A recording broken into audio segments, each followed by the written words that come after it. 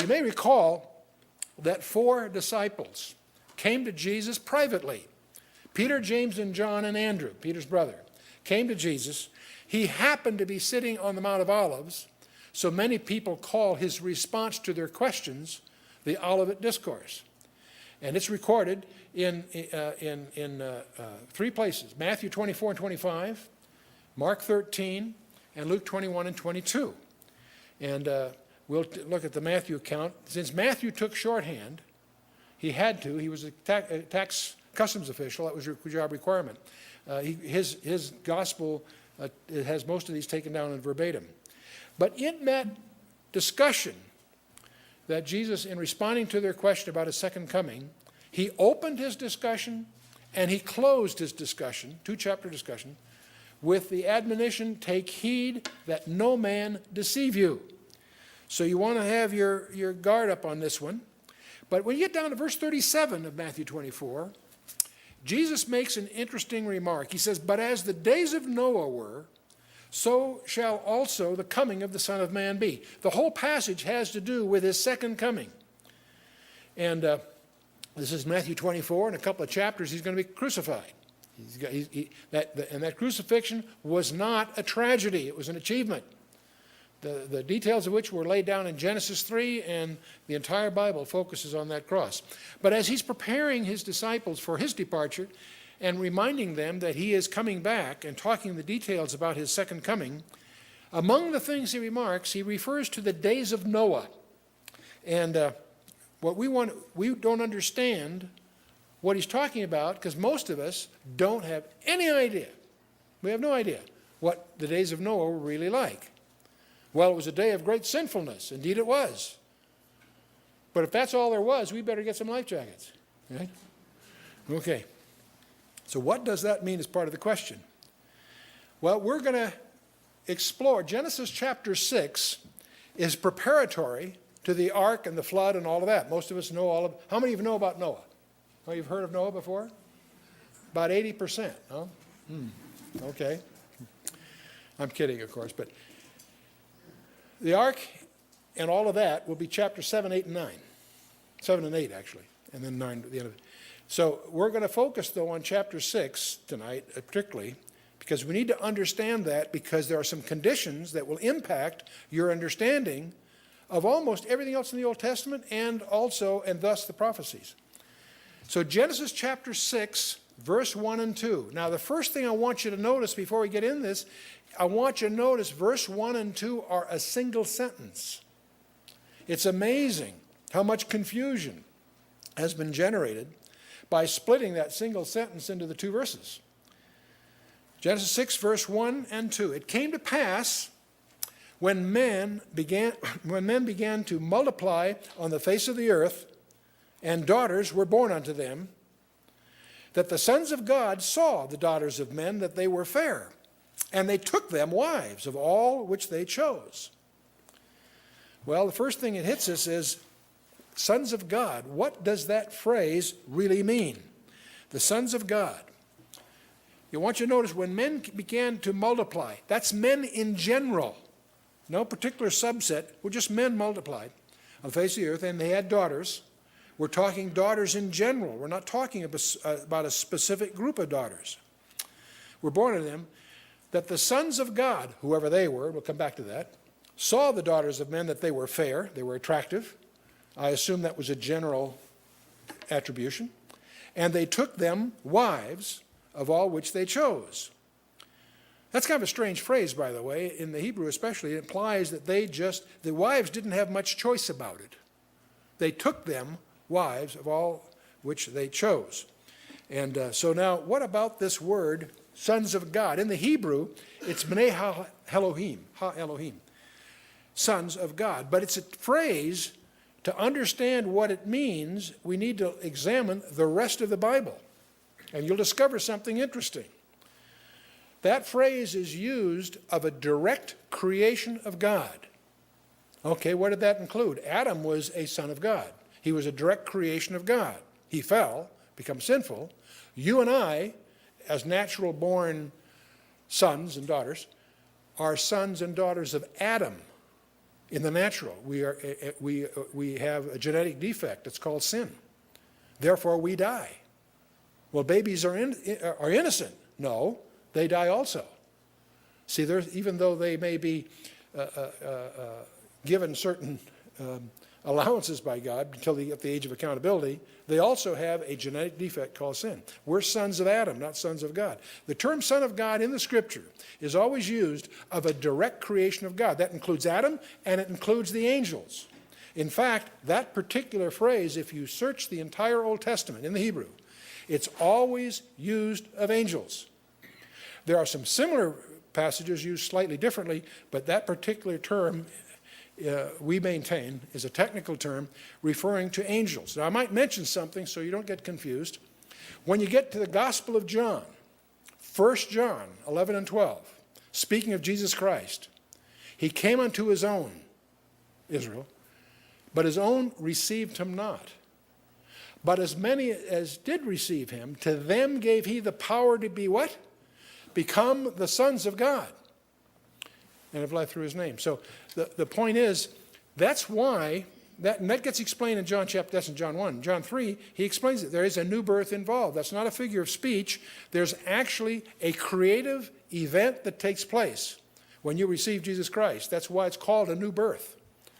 And that's why you are a new creature. You are then a direct creation of God, if you're a believer. And those aren't just idioms of spiritual philosophy or something. They are very, very real events. And if it happens, your life will be changed after that. It'll bear fruit. If there's no fruit, then you've got a problem. But let's move on. So the sons of God refer to angels. Well, this leads then to a pretty weird set of views about this chapter. They are views that are not taught in most seminaries. I remember when we published some of our books and stuff, I've got calls from vice presidents of major publishing companies that were angry, not at me, but to realize that they'd graduated from seminary, in this particular case, and had never been even taught this view. It's not like, I'm going to show you both views in a minute, but there's two views. These are the two views, take your pick. Most people had never been taught or taken seriously the view I'm going to show you. The sons of God, B'nai Ha-Elohim. It always is used of angels in the Old Testament. In Job 3 times, Job 1:6, 2:1, and 38:7. In Luke 20, verse 36 is the equivalent emphasis. There's a book called the Book of Enoch. It's not part of the Bible. It's not regarded as an authentic source. It is named after what may have been at one time an authentic source that's been lost, but it's a collection of views. But it's a very valuable book. It emerged about the 2nd century before Christ, and what makes it valuable is not its content, because it's not inspired, but it's very useful for grammar and vocabulary, because it's Hebrew, 2 centuries before Christ, and it deals with these issues. And it details this kind of thing. And so don't misunderstand me. I'm not suggesting the Book of Enoch is inspired literature. I am saying it's a useful reference point to understand the grammar and the vocabulary of that day. But even more so is the Greek translation of the Old Testament, called the Septuagint. 3 centuries before Christ's ministry, the Hebrew scriptures were translated into Greek, and we have 4 copies of that. It's called the Septuagint, a fancy word for 70. 70 scholars were gathered in the literary center of the world called Alexandria in Egypt, and spent 15 years, from 285 to 270, translating the Old Testament into Greek. Now, what makes that so valuable is Greek is a very precise language. Incredibly, probably no language has ever come along as precise as Greek. Every verb has to fit 5 conditions, and so forth. In the Septuagint translates this clearly as angels. And now it was done by the greatest Hebrew scholars 3 centuries before Christ's birth. So I'm going to suggest that at least in some of these cases, it's very authoritative.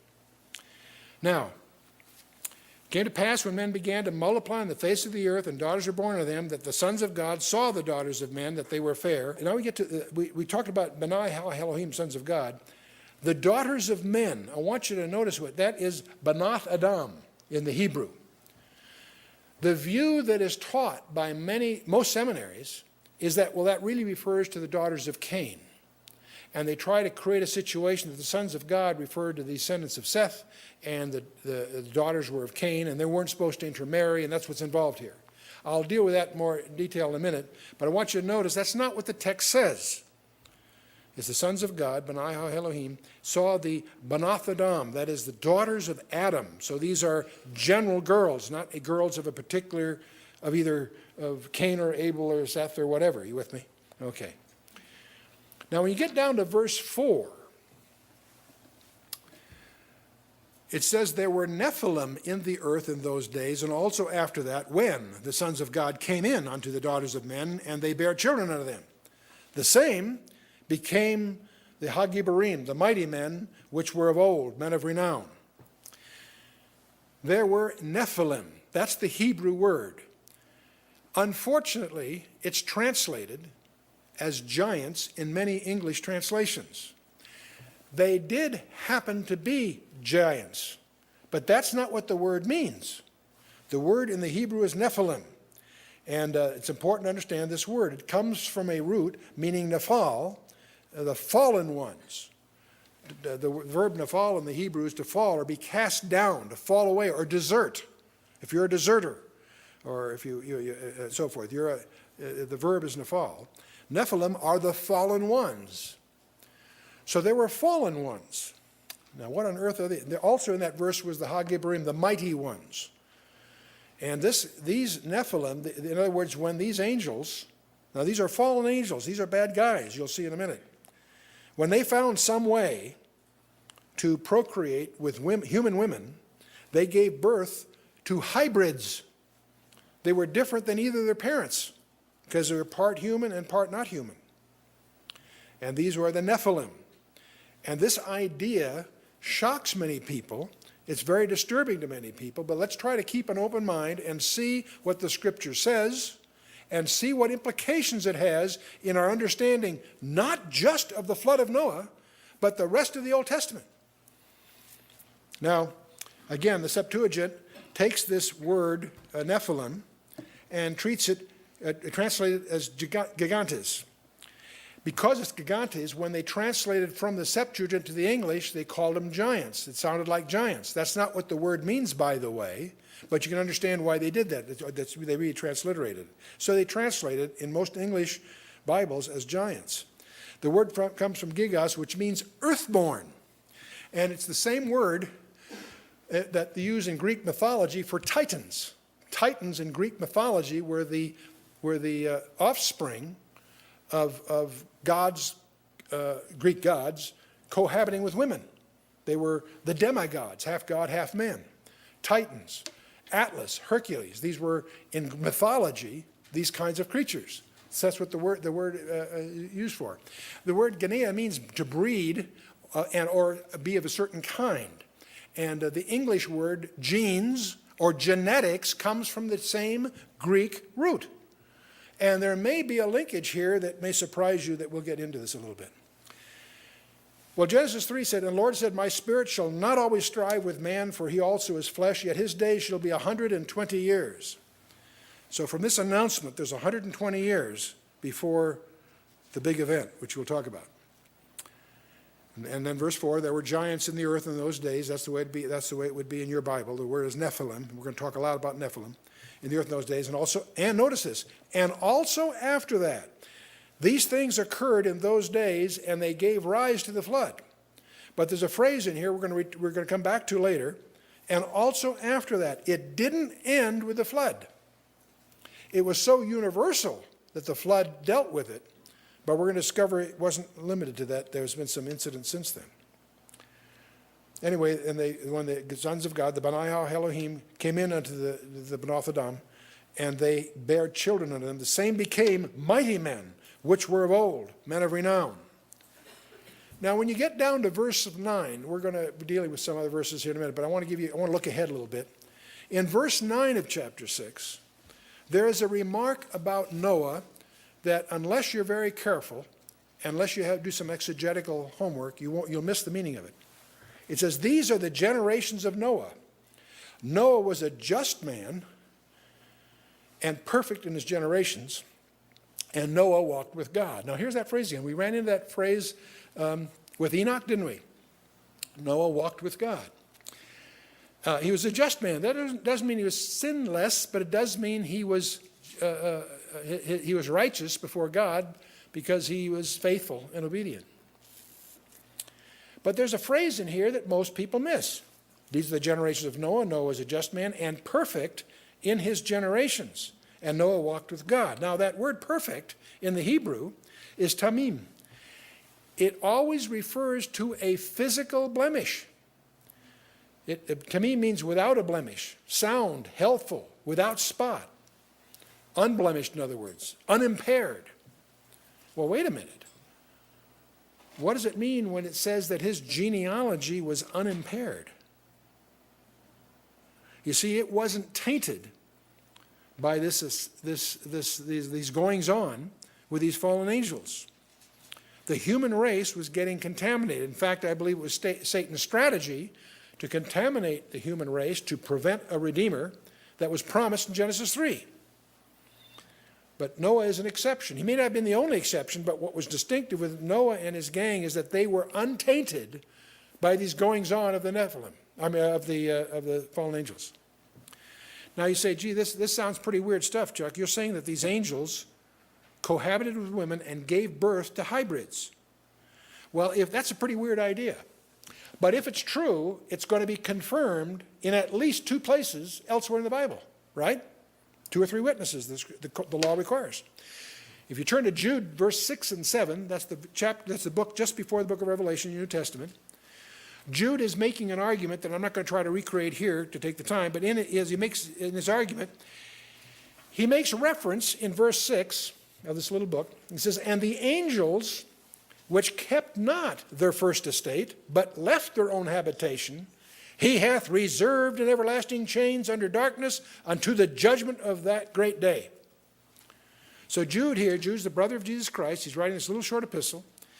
He's speaking of angels that did something wrong. They kept not their first estate, but they left their own habitation. I'll come back to that word in a minute. He hath reserved in everlasting chains under darkness unto the judgment of their great day. Then he goes on to amplify this for us in verse 7. He says, "Even as Sodom and Gomorrah and the cities about them, in like manner, giving themselves over to fornication and going after strange flesh, are set forth an example, for an example, suffering the vengeance of eternal fire." So here we have an allusion by Jude that these angels, which apparently went after strange flesh, which God, because of that, they are reserved in everlasting chains and under darkness. So they're given a very special treatment. Well, this left their own habitation, going after strange flesh. These are angels he's talking about here. The word habitation, here's another technicality. You'll find, you won't find this in most textbooks, but let me just give the word in the Greek in the habitation is okaterion. It only occurs twice in the New Testament. Here in Jude, and in 2 Corinthians 5:2. What does this word okaterion mean? It means habitation, like a habit or a habitation. Well, it's used only twice in the Bible. In Jude 6, we just read, it's what these angels left. These angels left their habitation. Here it says, in a positive sense, it's speaking of the believer. "For in this we groan, earnestly desiring to be clothed upon with our," and the same word, okaterion, "which is from heaven." When we put this together, the angels that sinned shed the place they were living in, the body they were living in order to participate in this sin with human beings. That term is the body that you and I aspire to. We would use the term resurrection body. See, for in this we groan, earnestly desiring to be clothed upon with our habit or habitation, house, which is from heaven. You and I, as believers, aspire to having an okaterion, which is given to us by God. It's our immortal bodies. But that term is what these angels shed in order to participate in this mischief in Genesis 6. Let's look at another place. 2 Peter chapter 2, verse 4 and 5. Peter makes a reference to the same thing again. He says, "For if God spared not the angels that sinned, but cast them down to Tartarus. I'll come back to that word. And delivered them into chains of darkness to be reserved unto judgment. And spared not the old world, but saved Noah. And then he goes on. So Peter does two things here. He introduces to a word Tartarus, I'll come back to, but he also links these angels that sinned with the days of Noah. See, God spared not the angels that sinned, but cast them down, delivered them into chains of darkness, reserved unto judgment, and spared not the old world, but saved Noah. And he goes on to talk about Noah and the ark and all that business. Now, he uses the word Tartarus. That word does not occur anywhere else in the Bible. It's translated hell in your English Bible. But what kind of a hell is it? The word Tartarus in the Greek is widely used in Greek, not in biblical Greek, but in Greek. Tartarus is the Greek term for a dark abode of woe. In fact, it's considered the pit of darkness in the unseen world. In Homer's Iliad, that classic Greek thing, it is rendered as it is as far below Hades as the earth is below heaven. What does that mean? I don't know, but I don't want to go there. Okay. Now, it's very possible that it might be synonymous with the abuso. That's speculation. We're not sure. We'll see. But that's another story. Now, what's interesting about this weird view that I'm sharing with you about Genesis 6, we'll discover that that same idea is embodied in the myths and legends of every culture, ancient culture on the planet Earth. We're best known as the Greek Titans. The Greek mythology speaks of these demigods that are partly terrestrial, partly celestial. They apparently rebelled against their father Uranus, and after a prolonged contest, they were defeated by Zeus and condemned into Tartarus. Again, that's what the word comes from. And by the way, it's interesting that Zeus is not the creator. I've been doing a little study in Greek mythology. I'm fascinated. You know, I always thought, well, Zeus is their name for God. Not exactly, because Zeus is still not the creator. So it's interesting. They don't reach that far in their thing. Anyway, here's pictures as Zeus is often rendered, who is the top guru here. And then you have Hercules. You all heard about Hercules. You all heard about Atlas. In the Greek mythology, these would be in the Hebrew called Nephilim. They were offspring of human mothers and Greek mythological gods as parents. Now, if you study ancient legends, you'll discover the most earliest culture. Sumer has these legends. Assyria, Egypt, Incas, Mayan, Gilgamesh in Babylon, Persia, Greece, of course. Most of us are familiar with the Greek versions of this mythology. India, Bolivia, South Sudan. Even the American Indians speak of the star people that came down and so forth. And I came across a fascinating reference in a book that was considered at the time very reliable, the autobiography of William Cody, commonly known as Buffalo Bill. And if you look at Buffalo Bill's autobiography, Colonel William F. Cody in 1920, there's a paragraph, I put part of it in here. He says, while we were in the Sandhills scouting the Niobrara country, the Pawnee Indians brought into camp some very large bones, one of which the surgeon of the expedition pronounced to be the thigh bone of a human being.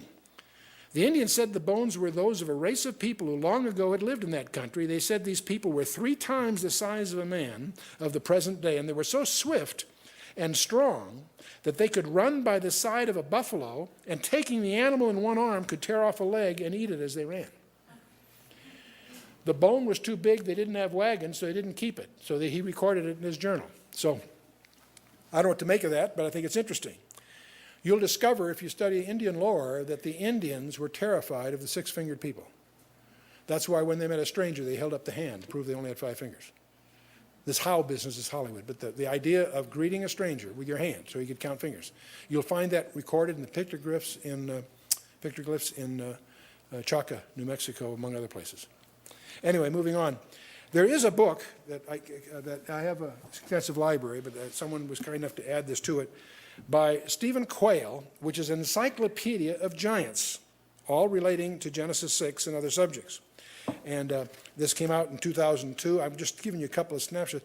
It's amazing. He has a catalog here of hundreds of giants in human history that we have records of or pictures of. Here's a couple of guys. You wouldn't want to meet them in a dark alley, would you? Here's a guy 9 foot 4 inches, Makhnoff and Chiquita. These are, of course, used in shows and stuff back in turn of the century. Here's a gal by the name of Lady Amma. She was 22 years old, 7 foot 9 inches, with 2 elder sisters. You notice this, one of them is very small. She ends up marrying a Chinese dwarf. These are from the late 19th century. Here's Captain Martin Van Buren and his wife, Mrs. Ann Bates. Both of them about 8 feet tall. She was actually a little taller than he was, or very close to it. He was born in Kentucky in 1847, and they, of course, were on exhibit throughout Europe, but these pictures were part of the promotion and so forth.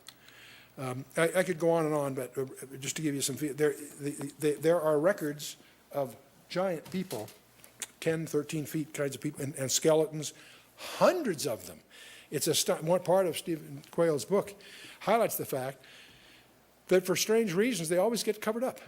You really have to do some digging to get the records and stuff. He spent 30 years pulling his encyclopedia together. But there's a genetic discovery I want to share with you. Scientists at Johns Hopkins University have discovered that there's a gene in mice which controls growth. It's called GDF8. In other words, growth differentiation factor 8. Disrupting GDF8 will result in super mice that are 2 to 3 times larger and much stronger than normal mice. And this was published in Nature, a reputable journal, in April 30th of 1997. So it's interesting to me, don't confuse hormonal growth. Some people are large because of hormones, but when they get bigger, they get weaker. We're talking about a genetic difference here, and also, I'm assuming, a genetic difference in the Nephilim. You follow me? Because the Nephilim become supermen, very large and very terrifying. And so now it's interesting, by the way, speaking of genetics here now, it's interesting, in the Bible, there's the death penalty for lying with a beast, sleeping with an animal, in the sexual sense. If a woman lies with a beast, both shall be killed, not only the beast, but the woman. That's in Leviticus 20, verses 15 and 16. I'll give you an example. This all deals with confusion. And one of the questions we can ponder as we drive home tonight, does the genetic transfers of human DNA into animals suggest that we are entering the period which Jesus likened to the days of Noah?